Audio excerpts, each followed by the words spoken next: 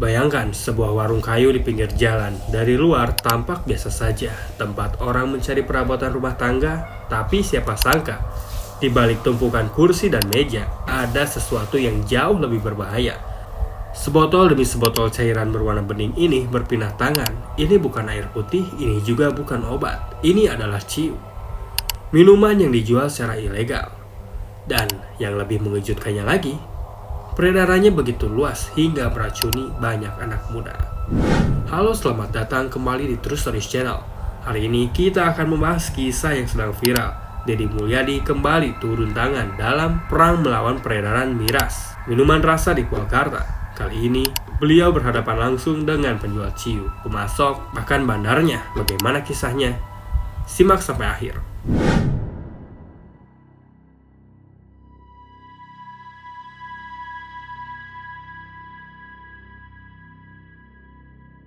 Kasus ini bermula dari laporan warga yang resah dengan peredaran minuman di sekitar Maracang, Purwakarta. Sebuah warung kayu yang seharusnya menjual furnitur ternyata menjadi kedok untuk menjualkan ciu. Saat tim gabungan yang dipimpin langsung oleh Kang Deddy Mulyadi datang ke lokasi, mereka menemukan puluhan botol tersembunyi di balik perabotan. Deddy yang memang dikenal sebagai sosok yang vokal dalam pemberantas peredaran minuman ini langsung menginterogasi sang pemilik toko. Awalnya pria itu berdalih bahwa tanahnya tempat warungnya berdiri adalah milik saudaranya.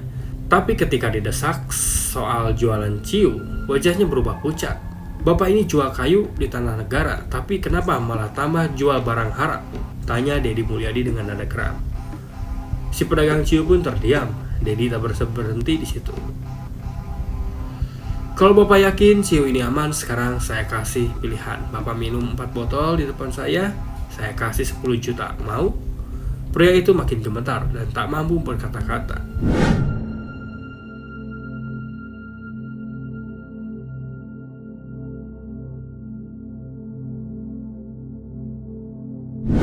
Investigasi tak berhenti di warung tersebut. Dari keterangan beberapa warga, diketahui bahwa sumber utama ciu beredar di Purwakarta berasal dari Solo.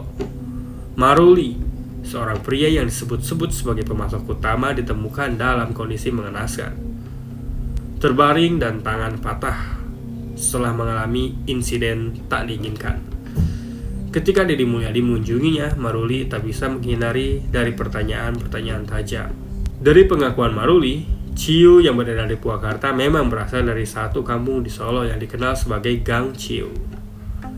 Tempat di mana hampir seluruh warganya hidup dari produksi dan distribusi minuman tersebut.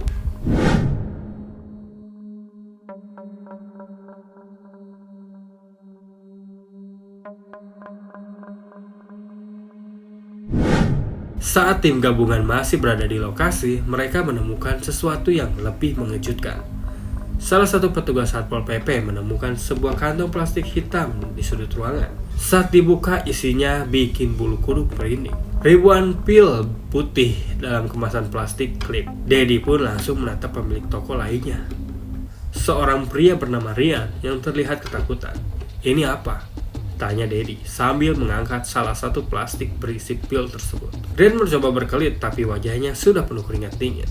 Lalu dengan nada yang lebih tajam, Deddy mengambil satu pil dan menyodorkan sebotol air ke Rian. "Kalau kamu bilang ini gak bahaya, sekarang minum satu di depan saya." Rian pun semakin pucat, nyaris tak bisa berdiri.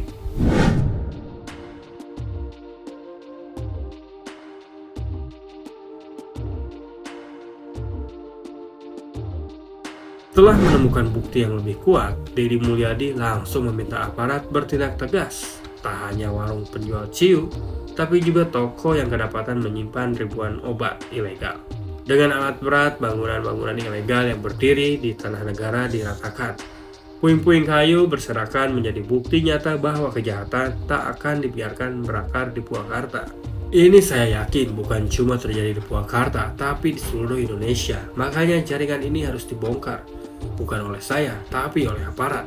Ia juga meminta pemerintah daerah berkoordinasi dengan Kementerian PUPR untuk menata ulang lokasi tersebut agar tidak lagi menjadi tempat peredaran barang tersebut.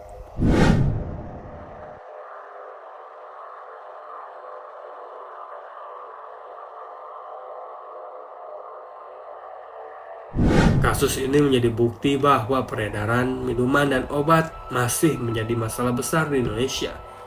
Para pedagang mencari keuntungan dengan cara yang merugikan orang lain, bahkan sampai merusak generasi.